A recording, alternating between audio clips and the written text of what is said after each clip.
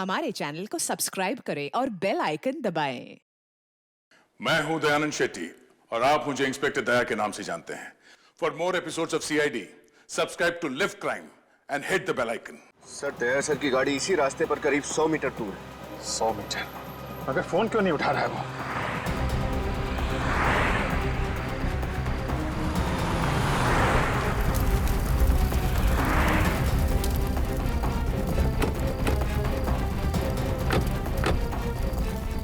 Daya? Daya? Daya! Oh my God! Nikhil! Nikhil! दया! दया! क्या हुआ? क्या हुआ? हाँ? जी, हाँ। देखो वो वायरस आई है ना? वायरस? हाँ।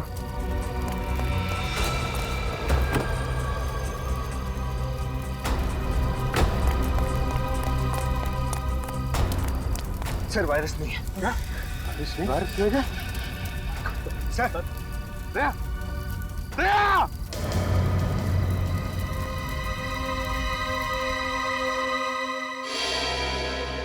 मुझे पूरी उम्मीद थी आप और आपकी सीआईडी टीम उस वायरस को सही सलामत अपनी मंजिल तक पहुंचाएगी। मगर क्या रामंजन जी, उस वायरस के बारे में हमारी टीम के अलावा आपको और आपकी टीम को भी मालूम था। क्या मतलब? मतलब यह कि आपकी टीम में से कोई गद्दार है जिसने उन लोगों को खबर कर दी हमारे खुफिया प्लान के बारे में। आप लोगों ने लास्ट मिनट में अपना प्लान बदल लिया था। आप लोग किस रास्ते से जाने वाले हो, किस होटल में रुकने वाले हो, इसकी खबर नहीं थी मुझे। लेकिन आपको यह तो पता था कि वो वायरस लेके हम लोग अशोकनगर की लैब में जा रहे हैं। सर,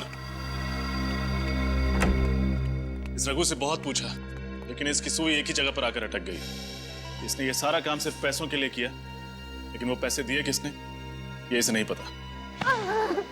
देख रखो, अभी तो तू चल के आया है, अगर सच सच नहीं बताया ना तो पैरों पे खड़ा भी नहीं हो पाएगा, समझा? साहब, मैं सच बोल रहा हूँ साहब। मुझे इस काम के लिए 1 करोड़ रुपए मिलने वाले थे साहब, बस और कुछ नहीं मालूम साहब, सच्ची में। 1 करोड़? कौन है ये जो तुम्हें 1 करोड़ देने वाला था? साहब, मैंने बस आवाज सुनी थी साहब, मुझे कॉल आया था साहब प्राइवेट नंबर से। उन्होंने मेरे घर के पीछे गोदाउन पे 5 लाख रुपए एडवांस भी डाले थे साहब। अब और कुछ नहीं मालूम साहब, सच बोल रहा हूँ साहब। ये जो भी कोई है ना जो तुम्हें 1 करोड़ रुपए देने वाला है, वो हमारे हाथों नहीं बचेगा, नहीं बचेगा वो हमारे हाथों।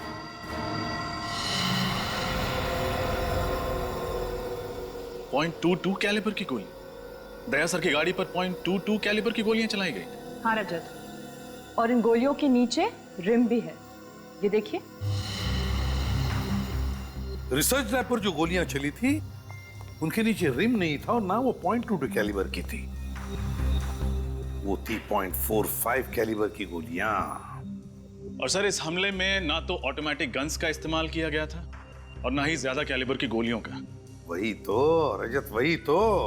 इसका एक ही मतलब है कि वायरस पाने के लिए सिर्फ एक ग्रुप नहीं, और भी एक ग्रुप है। एक वो ग्रुप जिसने रिसर्च लैब पर हमला किया था और दूसरा ग्रुप जिसने दया पर गोलियां चलाई थी। सर, इसका मतलब अब हमें सिर्फ एक नहीं 2 ग्रुप्स को ढूंढना है। हाँ, लेकिन सबसे पहले ये पता करना पड़ेगा कि जिस ग्रुप के पास वायरस है वो लोग कौन है। एक सुराग है बॉस, एक सुराग है जिससे आप लोग उन तक पहुंच सकते हैं। तो यार जल्दी बताना सारुण के। बताता हूं, आइए।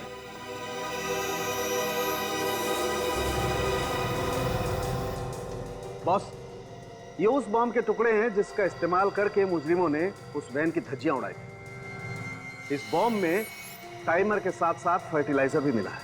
लेकिन इसमें अनोखा क्या है सर? क्या अनोखा क्या है वो बता। अनोखा ये है बॉस कि बॉम्ब दिखने में तो बहुत छोटा सा टिफिन बॉक्स जैसा है, लेकिन है बहुत खतरनाक। इस बॉम्ब का इस्तेमाल बड़ी बड़ी फैक्ट्रीज में एक्सप्लोजर के लिए किया जाता है। और एक बात, इस बॉम्ब के कंपोनेंट बाजार में आसानी से नहीं मिलते हैं। बड़ी बड़ी फैक्ट्रीज को भी खास परमिशन लेकर के स्पेशल ऑर्डर देकर के मंगवाना पड़ता है। तो फिर जरूर ये सारा सामान किसी फैक्ट्री से चुराया गया है। पता लगाना पड़ेगा ऐसी कितनी फैक्ट्रीज और इंडस्ट्रीज हैं जहां पर ऐसा सामान इस्तेमाल होता है। सर, क्या पता चला बॉम्ब के बारे में रजत? सर, ये बॉम्ब पाइपलाइन कंपनीज में इस्तेमाल किया जाता है।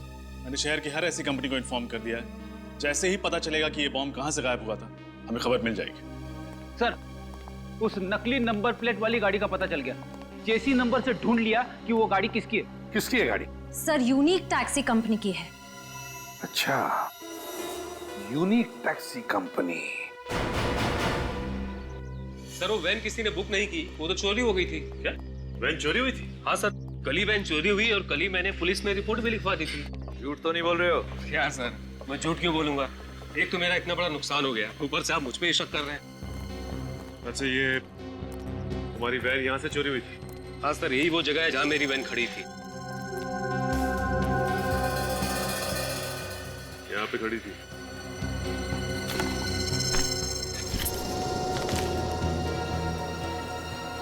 सूरज, कर क्या रहा तुम? वो कुछ नहीं, वो कचरा गिरा पड़ा था, मैंने सोचा उठा के बाहर फेंक दूंगा। इधर देखो, ये तो रेस्टोरेंट का बिल है। 5 बजे यहाँ से सैंडविच खरीदा गया, पनीर सैंडविच।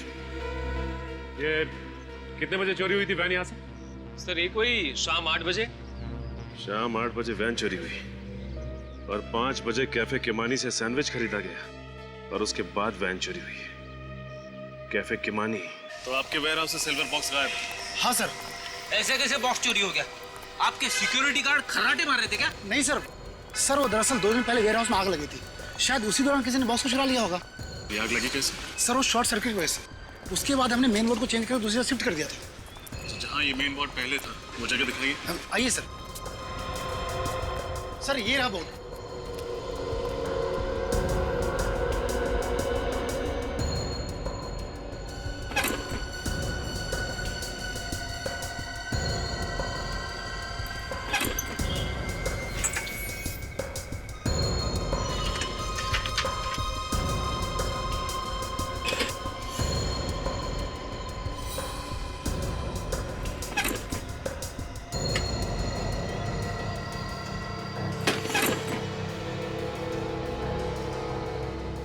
आग लगी नहीं, लगवाई गई है ताकि आग के बहाने सिल्वर बॉक्स चुराया जा सके। क्या आग जानबूझकर लगाई गई थी? जी हाँ, किसी ने जानबूझकर इस फ्यूज में ये मोटी तार लगाई है ताकि जब शॉर्ट सर्किट हो तो ये फ्यूज न उड़े और आग लगती रहे। मतलब जिसने भी ये किया है वो आतंकवादियों से मिला हुआ है। इस पावर बोर्ड पे जितने भी उंगलियों के निशान हैं, उठा लो।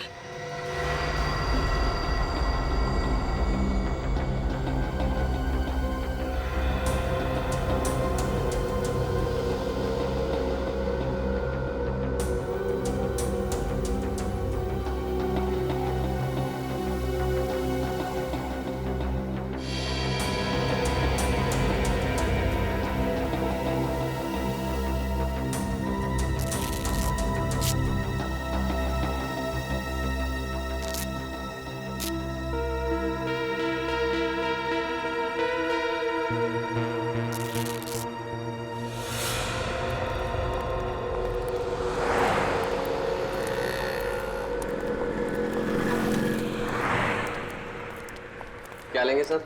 Ice cream, French fries, burger, sandwich? हम CID से। CID? क्या बात है सर? कल शाम को 5 बजे आपके यहाँ से किसी ने पनीर सैंडविच खरीदा था। ये रहा उसका बिल। ध्यान से देखिए इस बिल को और अपने दिमाग पे जोर डालिए और बताइए कि किसने खरीदा था। सर, ऐसे तो रोज 50 लोग पनीर सैंडविच के लिए आते हैं, ऐसे कैसे याद रख सकता हूँ? तुम नहीं बता सकते, लेकिन ये CCTV फुटेज ये तो बता सकती है ना कि कौन और कब आया था। फुटेज दिखाओ जरा। जी सर।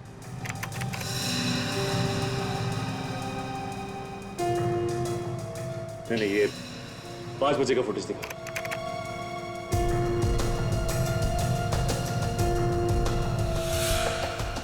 सर, यही दोनों बंदे आए थे 5 बजे पनीर सैंडविच लेने।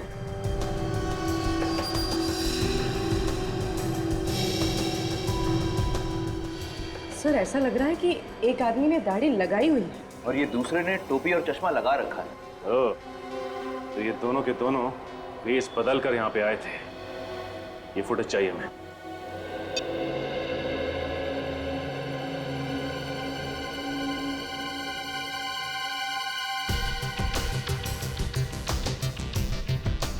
पूरी पॉज करो। अब रिवाइंड करके उसके हाथ पर जूम करो। देखना जरा दया, उसके हाथ पे कुछ है। हाथ पे टैटू बना है सर। हाँ, TS। सर ये TS क्या हो सकता है? सर हो सकता है ये इस मुजरिम के नाम के इनिशियल्स हो। हाँ हो सकता है। पूर्व एक काम करो, हमारे क्रिमिनल रिकॉर्ड चेक करो, देखो किन किन मुजरिमों के नाम TS से शुरू होते हैं। सर एक मिनट सर, तो मुझे ऐसा लगता है कि ये टैटू मैंने पहले भी कहीं देखा है। सर आप इस मुजरिम को पहचानते हैं? टैटू को देखकर लगता है कि इस आदमी के साथ कहीं ना तो कहीं मुठभेड़ हुई है। TS तो शाह नहीं, तरुण,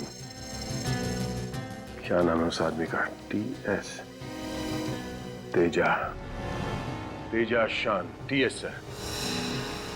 तेजा शान, तेजा शान। पूर्वी, इस तेजा शान की पूरी कुंडली निकालो, बताओ क्या है। हाँ सर, सर ये रहा। सर ये तेजा तो गाड़ियां चुराता है। अच्छा, अब याद आया। मार्च में जब मैं नासिक जा रहा था तब रास्ते में मैंने इसे कार चोरी करते हुए पकड़ा था सर। सर ये छोटा मोटा चोर है, इतने बड़े षड्यंत्र में इसका हाथ कैसे हो सकता है? विनीत है, जिस तरह से इस खेल में रघु का इस्तेमाल किया गया उसी तरह अब तेजा का भी इस्तेमाल हो रहा है। इस खेल में बहुत से छोटे मोटे प्यादे हैं और हमें चाहिए वो जो इन प्यादों को घुमा रहा है। सर, हाँ सर उस पाइपलाइन कंपनी के इलेक्ट्रिसिटी बोर्ड में जो उंगलियों के निशान मिले थे उसकी रिपोर्ट आ गई है। किसके उंगलियों के निशान है? सर वो किसी निमांशु नाम के आदमी की है। निमांशु? सर कहीं ये वही निमांशु तो नहीं जो किडनैपिंग, ड्रग्स और स्मगलिंग करता है? हाँ, और आतंकवादियों को एंथ्रैक्स और हथियार भी बेचता है। ये वायरस उसी ने चुराया है, इस निमांशु ने। और अब जाकर के वो वायरस उन लोगों को बेचेगा जो लोग हमारे देश के खिलाफ साजिश रच रहे हैं। इससे पहले कि वो कुछ करे, पता लगाओ ये चूहा किस बिल में जाकर छुपा है।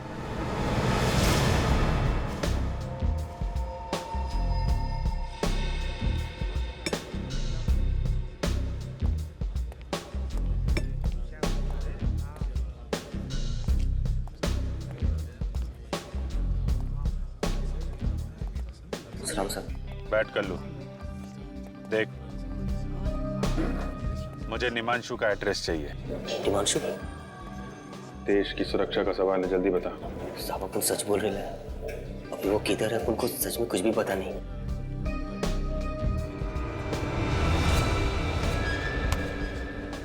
देख, हमें अच्छी तरह से मालूम है तू निमांशु के लिए काम करता था, इसलिए सब कुछ सच सच बता दे, वरना CID के हाथों एक खून हो जाएगा। अंकल लो साहब, घोड़ा तो साइड रखो साहब। चल बता। निमांशु का फोन नंबर, एड्रेस, जो कुछ मालूम है बता। सच्ची बोल रहे हो साहब, आप उनको कुछ नहीं पता। और साहब उनके पास एक फोटो है साहब, शायद वो आपके काम आ जाए। ऐसी फोटो? दिखाता हूँ साहब, ये देखो ना साहब।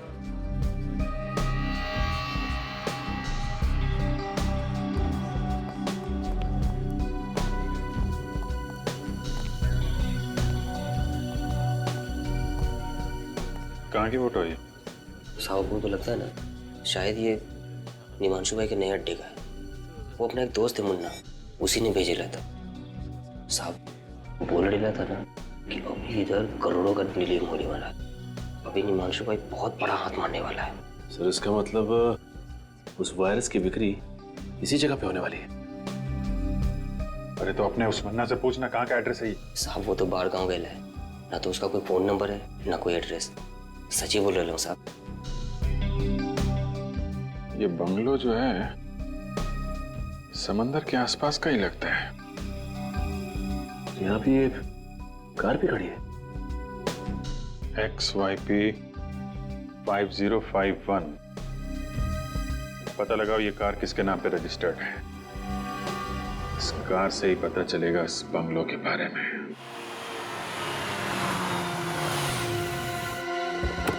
संभल के, निमांशु अटैक कर सकता है।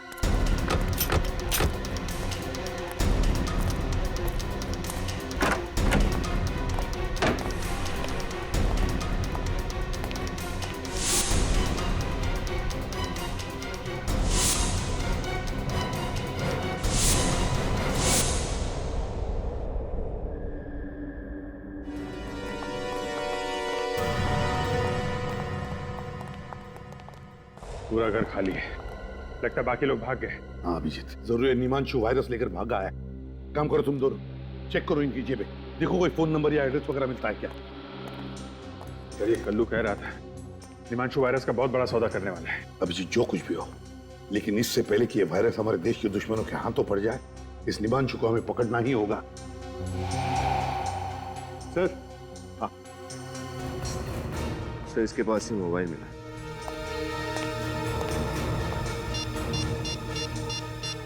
माय गॉड अभिजीत, ये देखो, इसने निमांशु को मैसेज भेजा है कि वायरस के लिए एक और खरीदार मिला है, उसे मैं खतरपुर फैक्ट्री भेज रहा हूं। एक और खरीदार? इसका मतलब ये निमांशु किसी एक गैंग को वायरस नहीं भेज रहा है सर, और भी लोग पड़े हैं इस वायरस के पीछे। ये निमांशु इस वायरस की नीलामी कर रहा होगा खतरपुर फैक्ट्री में। हाँ अभिजीत, एक काम करो अभिजीत, तुम अपने लिए एक नकली नाम, एक नकली आइडेंटिटी ले लो। मैं तुम्हें और निमांशु को एक मैसेज भेजता हूं।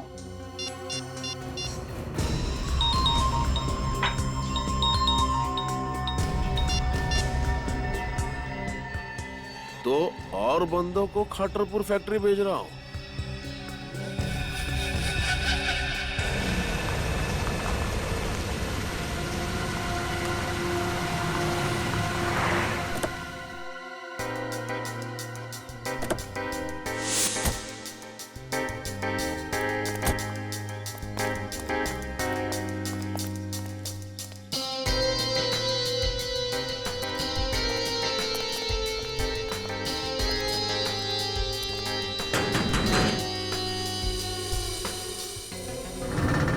क्या हुआ? कौन हो तुम दोनों? हम मार्को है और ये मेरा छोटा भाई टार्को है। हम लोग वायरस खरीदने को आए। धीरे बोलो, धीरे। हम लोग वायरस खरीदने को आए हैं। ठीक है ठीक है, अंदर आओ। अंदर?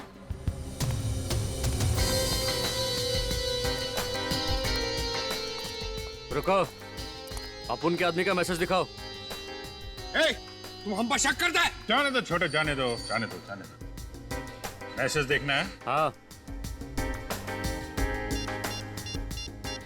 ये वायरस चाहिए तो खतरपुर फैक्ट्री पहुंच जाओ।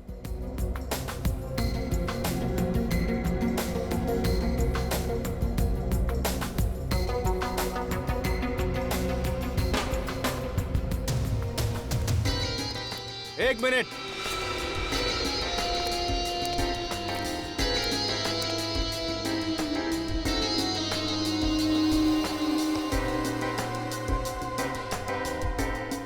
ये गन?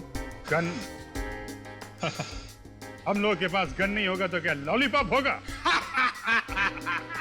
लेकिन यहाँ पर ये गन अलाउड नहीं है। अलाउ नहीं है? ठीक है, हम लोग यहाँ वायरस खरीदने आया है, गोली चलाने थोड़ी ना आया है। आ जाओ छोटे।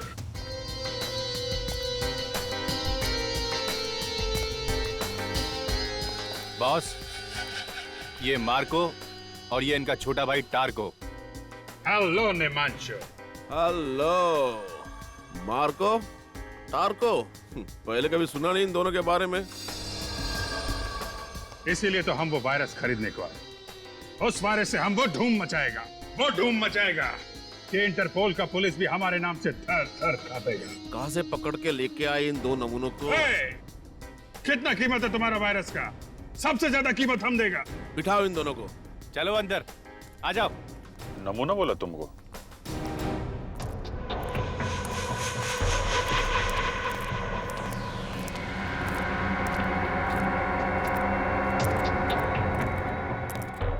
हाँ, तो अब वक्त आया है नीलामी शुरू करने का। हमारे पास यहाँ 3 खरीदार मौजूद है इस वायरस के लिए। देखते हैं ये अनमोल वायरस किसके नसीब में है। 1 मिनट, नीलामी से पहले हम वायरस देखना चाहते हैं। ए चुप, जो वायरस खरीदेगा वही उसे देखेगा। कोई बात नहीं है, खरीदार है, उन्हें देखने का पूरा हक है। पप्पू, इन सबको माल दिखा दो।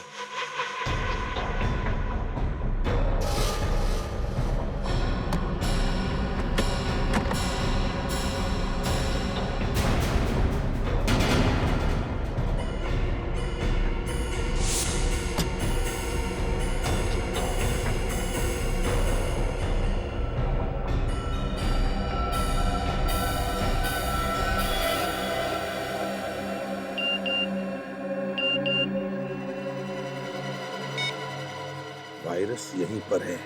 हाँ, तो नीलामी की शुरुआत होगी 10 करोड़ रुपए से। चलिए, बोली लगाइए। 11 करोड़, 12 करोड़, 15 करोड़, 20 करोड़, 20 करोड़, 40 करोड़। हाँ, 40 करोड़, 50 करोड़,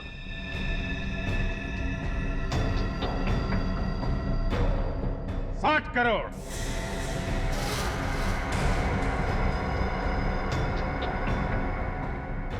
60 करोड़, बस 60 करोड़।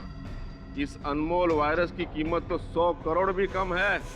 कदरदानों, बोली बढ़ाइए। है कोई? 60 करोड़ 1,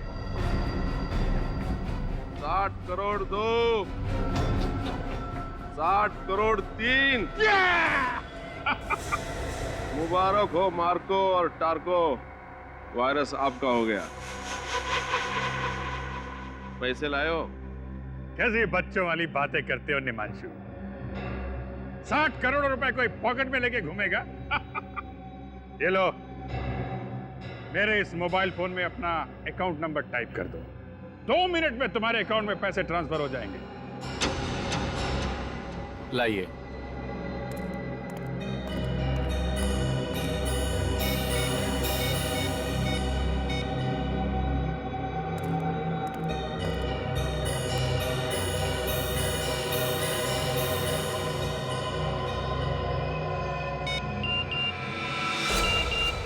लेट्स गो।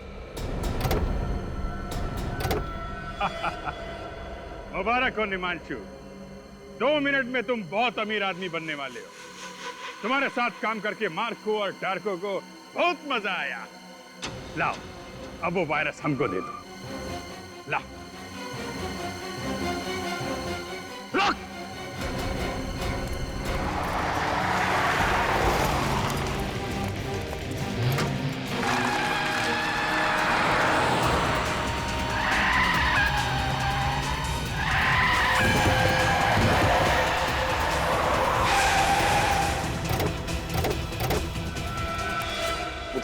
हट, हट, हट। मुझे सच में नहीं पता था, वो लोग वायरस चुरा के खा लेके गए।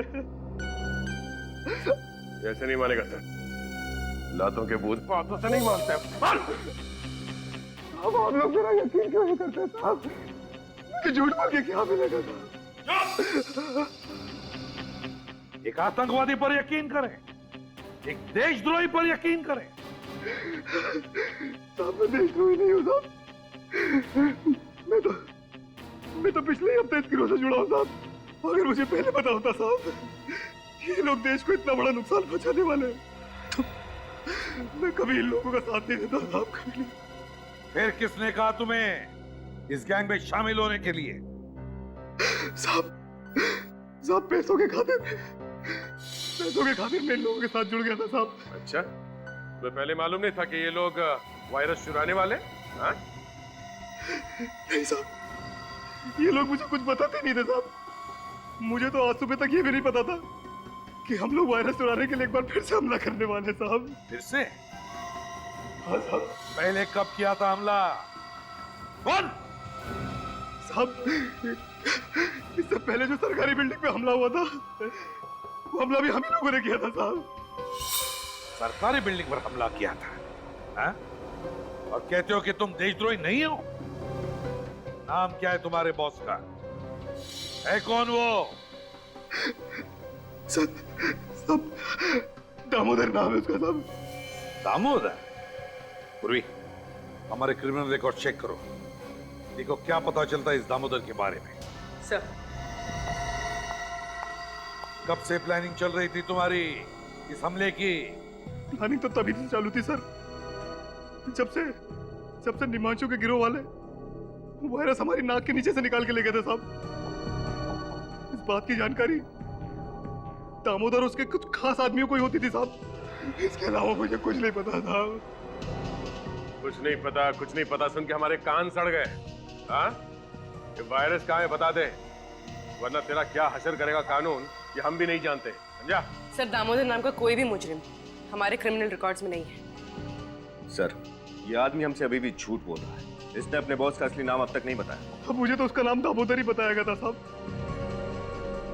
हो सकता है उसका नाम कुछ और हो साहब। उसकी शक्ल तो देखी होगी तुमने? हाँ साहब, देखिए साहब। तो फिर उसका स्केच बनवाओ, समझे? और अड्डा बताओ।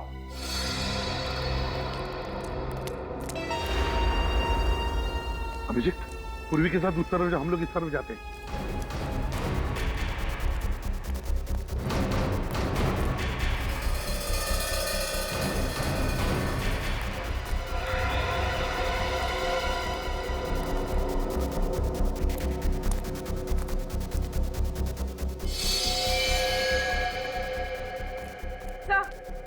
हाँ।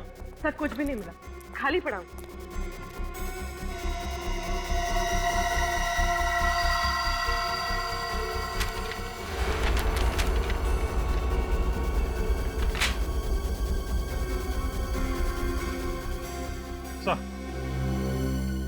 सर, ये एक बिल्डिंग का प्लान मिला है।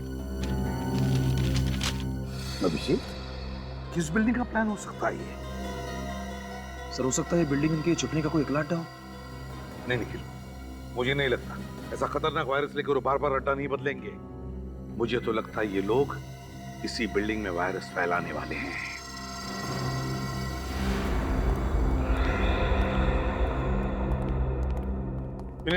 पता चला किस बिल्डिंग का नक्शा है? नहीं सर, अभी तक नहीं। शहर की सारी कमर्शियल बिल्डिंग्स के नक्शे मैं चेक कर रहा हूँ सर। और हमारे पास वक्त बहुत कम है, कहीं ऐसा ना हो कि हम इसी नक्शे में उलझे रहे और वहां पर अटैक हो जाए वायरस का। Sir,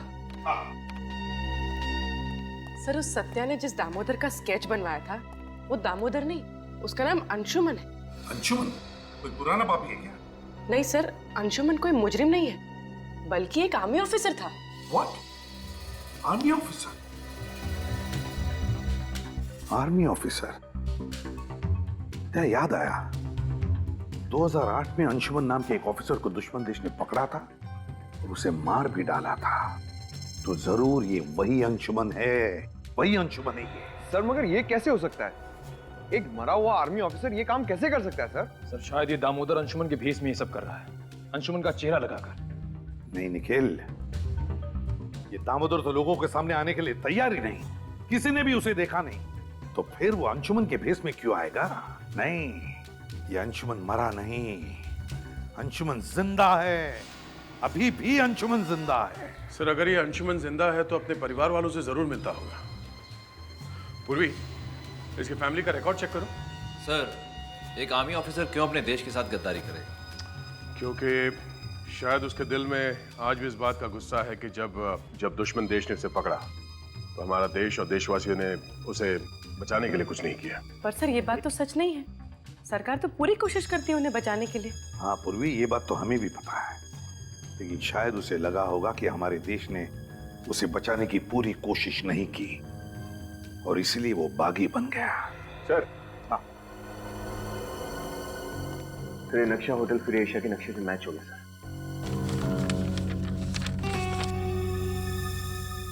hotel free Asia? मेरे पापा ने अपने एक एक सांस नौछावर कर दिए देशभक्ति के नाम पे, शहीद हो गए इस देश पे, और आप सीआईडी वाले उन्हें देशद्रोही कह रहे हैं, उन्हें मुजरिम कह रहे हैं। आई एम सॉरी मिस रिया, मगर सच्चाई तो यही है कि आपके पिताजी मिस्टर अंशुमान ने देश को धोखा दिया है और वो मरे नहीं, अभी भी जिंदा हैं और अपने ही देश के खिलाफ एक ऐसा षड्यंत्र रच रहे हैं, न जाने उसकी कीमत आने वाली कितनी पुश्तें चुकाएंगी। ये नहीं हो सकता। पापा अगर जिंदा होते तो मुझसे मिलने क्यों नहीं आए? हो सकता है वो आए हो और आप हमसे ये बात छुपा रही हो। व्हाट? मैं आप लोगों से झूठ क्यों बोलूंगी? मुझे समझ में नहीं आ रहा है आप लोग मेरी बात का यकीन क्यों नहीं कर रहे हैं? चलिए मान लिया कि आप सच बोल रही हैं। हाँ सूरज, मेरे कमरे की तलाशी लो। तलाशी? वो किस लिए? सच बोलने वाले तलाशी देने से कब से डरने लगे? आर्या जी सर, ये मोबाइल फोन मिला, लेकिन इसमें इनके पिता अंशुमन जी का कहीं कोई नाम नहीं। कहीं कोई नाम नहीं है? एक काम करो सूरज, इस मोबाइल को अच्छी तरह से चेक करो और देखो कि रिया जी ने सबसे ज्यादा फोन किन नंबर्स पे किए हैं।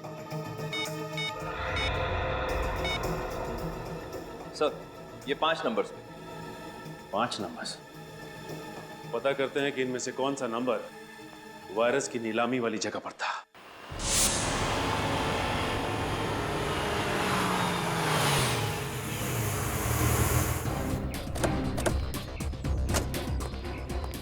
सर, अंशुमन का मोबाइल इस तरफ दिखा रहा है। चलो चलिए चलो। अरे सर, आप लोग अंदर नहीं जा सकते सर। हेलो सर, कहिए मैं आपकी क्या सहायता कर सकता हूँ? यार सहायता तब करोगे जब फोन उठाओगे।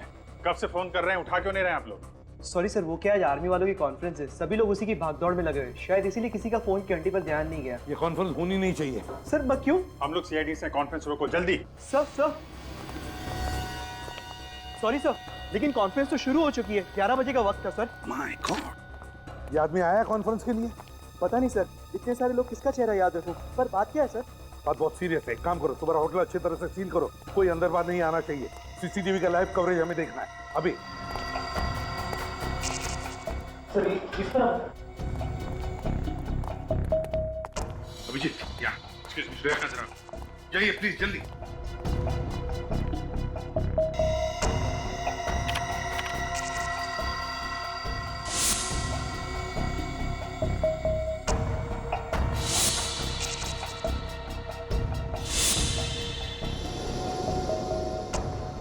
ध्यान से देखना, अच्छी तरह से। श्रेया, कोई दिखा तुम्हें? नहीं सर, ना ही अंशुमन दिखा और ना ही उसके गैंग का कोई आदमी। यहाँ पे तो मॉनिटर्स लगे हुए, इसका मतलब होटल में जो कुछ भी हो रहा है अंशुमान को सब कुछ पता है। सर हो सकता है वो लोग कॉन्फ्रेंस हॉल के अंदर ही हो जहाँ वो फंक्शन चल रहा है। नहीं, कॉन्फ्रेंस हॉल के बाहर मिलिट्री वालों की बहुत टाइट सिक्योरिटी है, वहां से अंदर घुसने की गलती नहीं करेंगे ये लोग। सर इसका मतलब वो लोग वायरस कहीं और से भी छोड़ सकते हैं। बिल्कुल श्रेया, बिल्कुल। वायरस है, वायरस कोई बॉम्ब या गोली नहीं।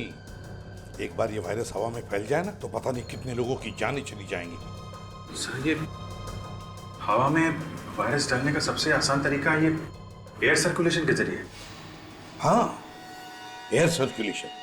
श्रेया, एयर सर्कुलेशन रूम का सीसीटीवी दिखाओ। ये 2 लोग उसी एरिया की तरफ जा रहे हैं, स्टाफ वाले लगते हैं। नहीं नहीं, ये अंशुमान का आदमी है। सर वायरस की नीलामी के वक्त इसे मैंने वहां पे देखा था, अभी इन्हें रोकना होगा।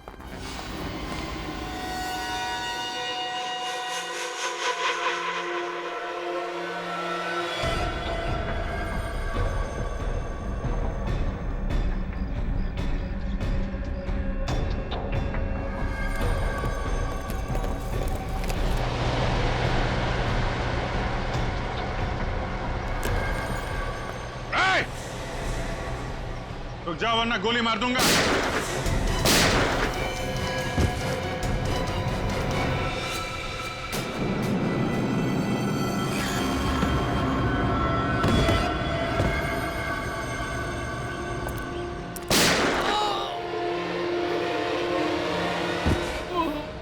प्लास्टिक ग्रेट होने अभिजीत, ये कैसे हो सकता है? तुम्हें क्या लगता है ये अंशुमन इतना बेवकूफ है? मेरे पास 2 और वायरस के कनिस्टर है। भारत की तबाही अब निश्चित है, निश्चित। शर्म आनी चाहिए तुम्हें। जिस देश की फौज का हिस्सा रहे हो तुम, उसी देश को तबाह करने की बातें कर रहे हो। चढ़ रहा था मैं इतने सालों से दुश्मन की बदबूदार जेलों में, और यहाँ भारत के वासी आराम की नींद सो रहे थे, त्योहार मना रहे थे, डिस्को जा रहे थे, इश्क ला रहे थे। देखो अंशुमन, जो कुछ भी तुम्हारे साथ हुआ उस बात का हम सबको अफसोस है।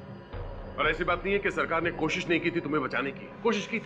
बस अब मेरी जिंदगी का एक ही मकसद है, भारत की तबाही, बर्बादी। और ये रहा उसका पहला नमूना। अंशुमन,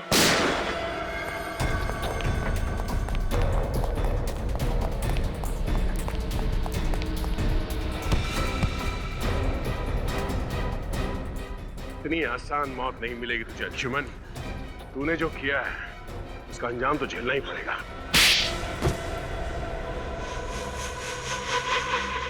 मुझे दुख तो इस बात का था कि जिस देश के लिए मैं 8 साल तक लड़ता रहा, उस देश ने मुझे वापस लाने की कोई कोशिश नहीं की। कोशिश की थी, मगर दुश्मन देश के हिसाब से तुम मर चुके थे। और मिस्टर अंशुमान, तुम्हारे साथ 8 सैनिक पकड़े गए थे, फिर ऐसा कैसे हुआ कि सिर्फ तुम ही जिंदा बचे? क्योंकि आतंकवादियों से मिल गया था। ये आतंकवादियों से देश को बेचने निकला था। अगर देश का रक्षक ही भक्षक बनेगा तो दुश्मनों की क्या जरूरत है। लेकिन जब तक हम हैं, जब तक ये सीआईडी है, ऐसा नहीं होगा, कभी नहीं होगा। जय हिंद, जय Hind. For more updates, subscribe to our channel, click the show links and enjoy watching the videos.